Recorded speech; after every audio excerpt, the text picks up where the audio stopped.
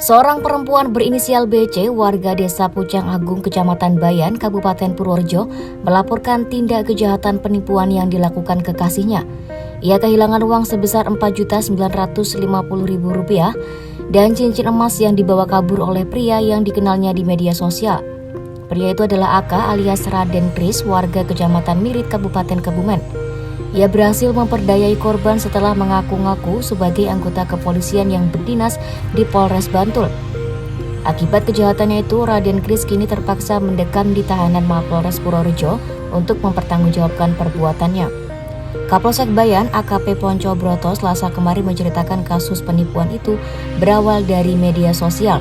Tersangka Aka dan korban BC awalnya berteman di media sosial sehingga suatu hari menjalin hubungan asmara. Sejak awal perkenalan dengan korban, pelaku sudah mengaku jadi anggota polisi yang berdinas di Polres Bantul. Dengan modal wajah yang meyakinkan, ia pun berhasil mengelabui korban dan keluarganya.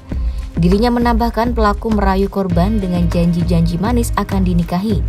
Korban pun luluh. Namun semenjak menjalin hubungan asmara, Aka rupanya kerap meminta uang dengan berbagai alasan. Antara lain untuk berobat orang tuanya hingga memenuhi syarat nikah menjadi istri polisi dengan membeli seragam bayangkari. Selain itu, pelaku juga berdalih meminta uang untuk mengurus surat pindah tugas dari Polres Bantul ke Polres Purworejo. Untungnya siasat licik Aka tak bertahan lama.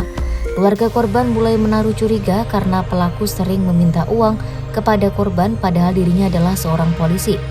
Keluarga korban pun berinisiatif membongkar tipu daya pelaku. Mereka berpesan kepada korban apabila pelaku meminta uang lagi, maka harus diserahkan secara langsung. Akhirnya korban dan pelaku pun janjian bertemu di depan kantor pos Bayan, Desa Besole, Kecamatan Bayan, Kabupaten Purworejo pada Sabtu 21 Januari lalu. Pada saat itu keluarga korban yakin bahwa pelaku adalah seorang penipu alias polisi gadungan. Mereka pun melaporkan kejadian tersebut ke Polsek Bayan. Kemudian jajaran unit reskrim Polsek Bayan bergegas melakukan penyelidikan. Hingga akhirnya pelaku bisa ditangkap di rumahnya pada Senin 6 Maret kemarin.